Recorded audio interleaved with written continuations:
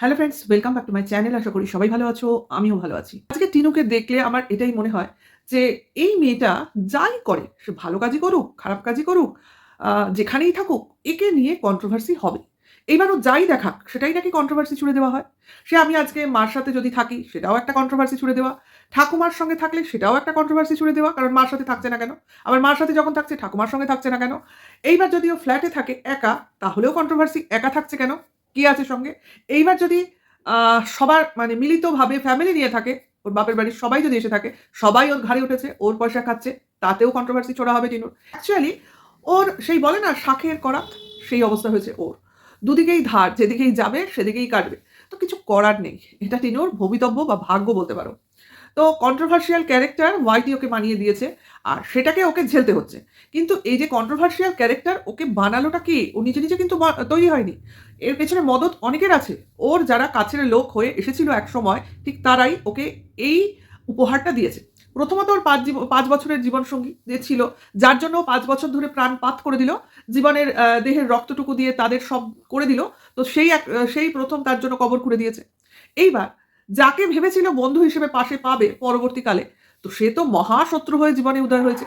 মানে তার টেন্ডেন্সি হচ্ছে এর সমস্ত কিছু নিজের নামে করে নেব। এ খাটবে খুঁটবে, কিন্তু করবে কার জন্য? সেই বন্ধুর জন্য, মানে যে কিনা শত্রুরূপী বন্ধু এসেছিল টিনুর জীবনে। তো দেখো, সব কিছু থেকে ও নিজেকে সরিয়ে একটা সেফ প্লেসে নিয়ে যেতে চাইছে। চেষ্টা তো করছে, নাহলে এত বারবার ফ্ল্যাট বদল করে না, এত বারবার জায়গা বদল করে না। চেষ্টা কিন্তু ও করছে, কিন্তু এই চেষ্টায় কি বাদ সাধছে? অ্যাকচুয়ালি তারই আপনজন রূপী সব শত্রুরা, ঠিক আছে? এবং এদের এবং এই যে বিভিন্ন কন্ট্রোভার্সি হচ্ছে, সেই কন্ট্রোভার্সিতে মদত কে দিচ্ছে? তো এই শত্রুরূপী বন্ধুগুলোই মদত দিচ্ছে, পরিষ্কার কথা। এবং এইভাবেই ওর জীবনটাকে দুর্বিষহ করে তুলতে চাইছে। এখন প্রচেষ্টা হচ্ছে ফোকলুর, যে কোনো প্রকারে টিনুকে দিল্লি ছাড়া করো। মানে এমন সিচুয়েশন ক্রিয়েট করো যাতে টিনু কোনোভাবেই দিল্লিতে না থাকতে পারে। দেখো, আজকে টিনু একটা ফ্ল্যাট নিয়েছিল, এবার ফ্ল্যাটে কি সমস্যা হয়েছে সেটা যখন ও আমাদের সঙ্গে ক্লিয়ার করেনি, সেখানে আমরা এখানে কোনো গল্প বানাতে যাব না। এইবার শুরু হয়েছে কোথায়? যেহেতু দাদার ঘরে এসে রয়েছে, এখন থাকবে পার্মানেন্টলি না কিছুদিনের জন্য, কোনোটাই আমাদের সামনে কিন্তু ক্লিয়ার নয়। এখনো টিনু এই নিয়ে মুখই খোলেনি। কিন্তু ব্যাপারটা হচ্ছে যাতে টিনুর এই দাদা বৌদির ঘরটাও টিনুর জীবনে স্থান না পায়, টিনুর জীবনটা ওষ্ঠাগত হয়ে যায়। এবার এই দাদা বৌদি যদি বেঁকে বসে, তাহলে কিন্তু আর টিনুর ওই দিল্লিতে থাকা সম্ভব হবে না। কেন হবে না? এক তো ও অন্য স্টেটের মানুষ। এবার ওর ওইখানে থাকতে গেলে, সে ঘরই বলো, ঘর ভাড়াই বলো, ফ্ল্যাট ভাড়াই বলো, নিতে গেলে কিছু রেফারেন্স লাগবে। আর সেটা যদি না পায়, কেউ না দেয়, ওর চট করে কিন্তু সেখানে থাকা সম্ভব হবে না। এইবার দেখো, অনেকেই বলবে কর্মসূত্রে গিয়ে কি মানুষ থাকে না? নিশ্চয়ই থাকে। কিন্তু সেইগুলো থাকতে গেলে তোমার দেখাতে হবে যে আমি অমুক জায়গায় কাজ করি, ওই অফিসে চাকরি করি। মানে এরকম কিছু তোমার কাগজপত্র লাগে, তবে তোমাকে ভাড়া দেবে। এমনি এমনি তো ভাড়া দেবে না। প্রশ্ন আসবেই, তুমি কেন এখানে এসছো, কেন থাকতে চাইছো, এইসব প্রশ্ন আসবে। সেখানে যদি কেউ ইউটিউবার বলে, তাহলে চট করে কিন্তু আমার মনে হয় না ভাড়া দিতে চাইবে। সেখানে লাগে, কিছু রেফারেন্স লাগে। হ্যাঁ, এইবার প্রবলেম তো আছে ভাই। তারপর সবথেকে বড় কথা, একাবে। সেই প্রবলেমটা থেকে ওর আলাদা কিছু প্রবলেম আসতে পারে। তো যাই হোক, সেটা কথা না। কথাটা হচ্ছে এই দাদা বৌদির একটা সাপোর্ট ওর কিন্তু লাগবে। এছাড়া কিন্তু এখন এই মুহূর্তে কোনো রাস্তা নেই। এইবার যে কন্ট্রোভার্সি গুলো হচ্ছে, সেটা অ্যাকচুয়ালি চেষ্টা করা হচ্ছে যে এই দাদা বৌদির চোখে যাতে পড়ে, এবং পড়া মাত্রই তাদের জীবনে যাতে একটা অশান্তি আসে, এবং এই অশান্তির কারণে তুমি এবার এখান থেকে যাও, যাতে আমাদের লাইফে এইভাবে ওয়াইটিতে না আলফাল কিছু বকে। এরকমই তো দেখো, আমাদের মতো সাধারণ ঘরের লোক তো এটাই চাইবে। এই যে আমরা বসে কন্ট্রোভার্সি করি, পাবলিক আমাদের ফ্যামিলি মেম্বার কাউকে তোমরা দেখতে পাও? পাবে না দেখতে। কেন? কারণ আমি এই কারণেই করি না, যদি কাউকে দেখাই তাকে নিয়ে শুরু হয়ে যাবে আজে বাজে কথা, যেরকম হয় আদার্স ক্ষেত্রে। তো এই কথা বলাটা ফ্যামিলি মেম্বার্সকে নিয়ে কিন্তু অনেকেই চায় না।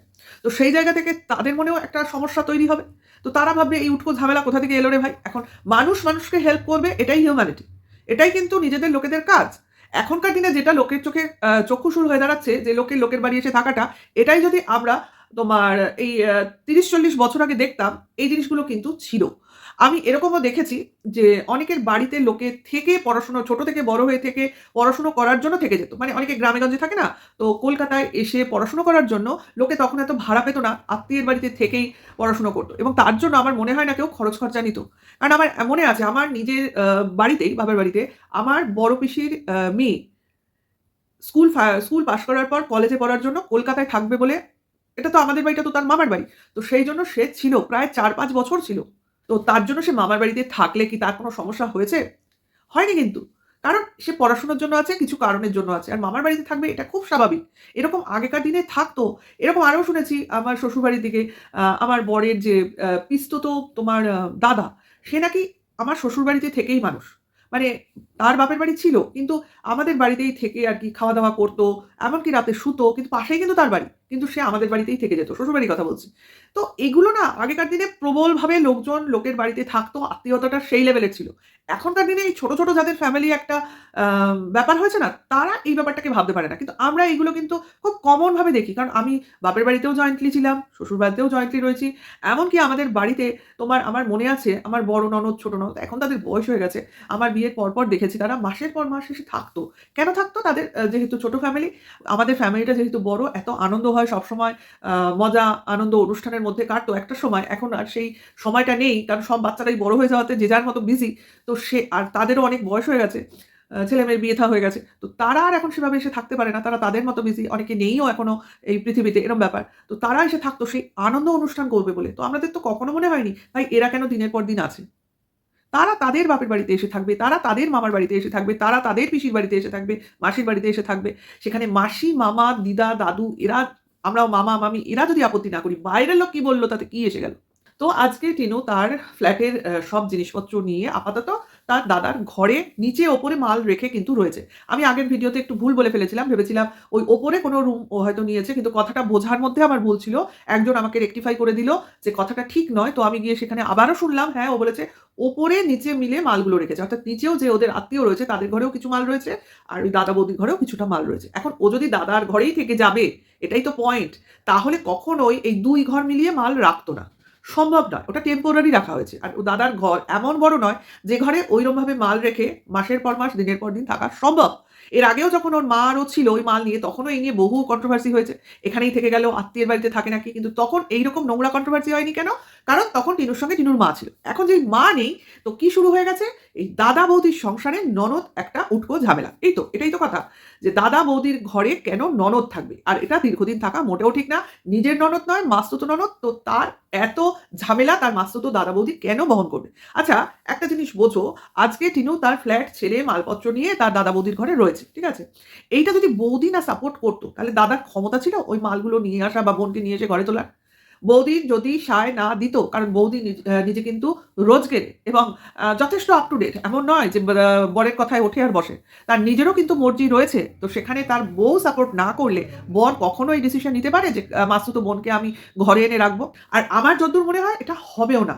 হয়তো কয়েকদিনের জন্য রয়েছে। এইবার একটা ঠিকমতো অ্যাড্রেস ও দেখে নেবে এবং সেখানে ঠিক সময় মতো চলে যাবে। এবং এদের একটা সাপোর্ট ওর থাকবে। কিন্তু ওই যে শুরু হয়ে গেছে কন্ট্রোভার্সি। দাদা বৌদি কেন আলাদা, আলাদা শোবে? আচ্ছা, একটা কথা বোঝো, দাদা বৌদির ঘর যদি তোমরা খেয়াল করো, অ্যাকচুয়ালি ওটা 1 রুম ফ্ল্যাটও নয়। অনেকটা স্টুডিও টাইপের একটা ঘর। একটা রুম, রুমের মধ্যেই সব জিনিসগুলো এরেঞ্জ করা। এবং জাস্ট একটা পার্টিশন অর্থাৎ আর্চ করা আছে। একটা ঘরের মধ্যে একটা আর্চ করে দুটো জায়গা বিল্ড করা হয়েছে। ফার্স্ট দরজা খুলে যেখানে ঢুকছে সেটা একটা বড় খাট রেখেছে, আলমারি রয়েছে, আয়না, মানে সুন্দর করে সাজিয়ে রেখেছে।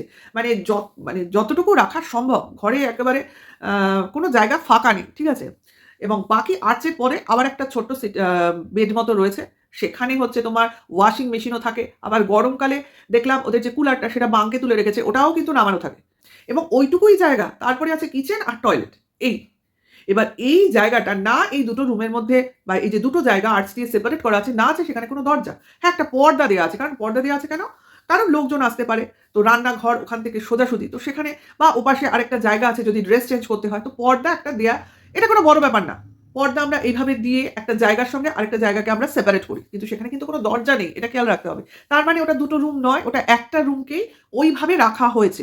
এমন নয় যে এই ঘরে কথা বললে বা এই বেডে কথা বললে ওই বেডে কিন্তু কথা শোনা যাবে না, এমন কিন্তু নয়। এই দুটো বেডে লোক শুয়েও কথা বললে কিন্তু কথা শোনা যায় এবং কথার উত্তরও দেয়া যায়। এইরকমই ডিসটেন্স। সেখানে দেখো, ১ম দিন টিটু কি বলল? যে বাচ্চাটা ঘুমিয়ে পড়েছে। তো বাচ্চাটা হয়তো ঘুমিয়ে পড়েছে, তার জন্য ওর বৌদি বলেছে, "এখানেই শুয়ে পড়ো।" আমি গিয়ে ওই ঘরে শুয়ে পড়ছি। আর দাদা ওই মেঝেতে বিছানা করে ওই জায়গাটায় শুয়েছে। আচ্ছা, এটা কিন্তু খুবই কমন ব্যাপার। এটা আমরা আগেও দেখেছি। যখন ওই টিনু ওর মার সঙ্গে ছিল, তখনও ওর দাদাকে ওই মেঝেতেই শুতে দেখেছি। হ্যাঁ? আর ওই বৌদি বাচ্চাকে নিয়ে খাটে শোয়। এটা বরাবরই শোয়। এমন নয় টিনু না থাকলে যে ওরা ৩ জনে একটা খাটে শোয়। সেক্ষেত্রে হয়তো ওর দাদা গিয়ে ওই পাশের যে খাটটা সেইখানে শোয়। এমন নয় ওরা একটা খাটে সবসময় ৩ জন শোয়। এটা কিন্তু ওরা কখনোই শোয় না। কারণ ওই যে খাটটায় টিনু শুলো ওটা ২ জন শোয়ারই খাট। ওটা ৩ জন শোয়ার খাট নয়। আর ওরা শোয়ও না। সেইজন্য ২ টো খাট ওইভাবেই এরেঞ্জ করা। সেখানে বৌদি কি করেছে? বাচ্চাটার সঙ্গে টিনুকে শুইয়েছে আর নিজে আলাদা শুয়েছে। তো সেটা তার ডিসিশন। এখানে আমাদের কি বলার আছে আর টিনুর কি করার আছে? সবাই বলছে টিনু তো বলতে পারত যে, "না, না আমি ওখানে গিয়ে শুচ্ছি।" ও ফর্মালিটি করবে কি করবে না সেটা ওর ডিসিশন। সেখানে আমাদের কথা ওর কানে তুলে বা ওকে মানানোর এটা প্রচেষ্টাটাই বৃথা। সেটা ওর দাদা বৌদি বুঝবে আর ও বুঝবে। সেখানে আমরা কে? থার্ড পার্টি বই তো কেউ নই। এবার যে রুমে বৌদি শুয়েছে সেই রুমের মেঝেতে শোয়ার মতো জায়গা নেই। তাহলে লোক টয়লেটে যেতে পারবে না। ওই টয়লেটে যাবে বলেই ওরা খাট আর দেওয়ালের যে মাঝখানে পজিশনটা ওইখানেই একমাত্র মেঝেতে শোয়া যায়। নাহলে কোথা দিয়ে নামবে? ওই মেইন দরজার সামনেও শোয়া যাবে না। সেখানে মালপত্র রেখেছে। তাহলে এইভাবে ওরা জায়গাটাকে এরেঞ্জ করেছে আর এই কন্ট্রোভার্সি ক্রিয়েটর কিছু পাবলিক বসে পড়েছে সেটাকে নিয়ে কথা বলতে। আচ্ছা, রিলেশন যদি আ ঠিক থাকে সেখানে কোনো লোক এসে সেখানে হুল ফোটাতে পারে না। এটা যেমন সত্যি কথা, সেরকম এটাও সত্যি কথা। এখানে সবাই উদাহরণ টেনে আনছে। এ তো সেই ব্যাপারটা হয়ে গেল যেখানে কিনা টিনুর ঘরে টিনুর শাশুড়ি গিয়ে শুতো। তাহলে এখানে কি টিনু এসে তার দাদা বৌদির সংসারে শোয়ার মাধ্যমে ওদের মধ্যে বিভেদ সৃষ্টি করছে না? এটা একটা পয়েন্ট। এই পয়েন্টটা নিয়ে অবশ্যই কথা বলব। সেটা হচ্ছে টিনু এই সংসারে পার্মানেন্ট নয়। কিছুদিনের পাবলিক। এটা মানো ছাই না মানো। কারণ এইভাবে টিনু থাকতে পারবে না। কারণ ওর নিজের প্রমোশনাল কাজ আছে, ওর নিজের একটা সেপারেট জায়গা দরকার। ঠিক আছে?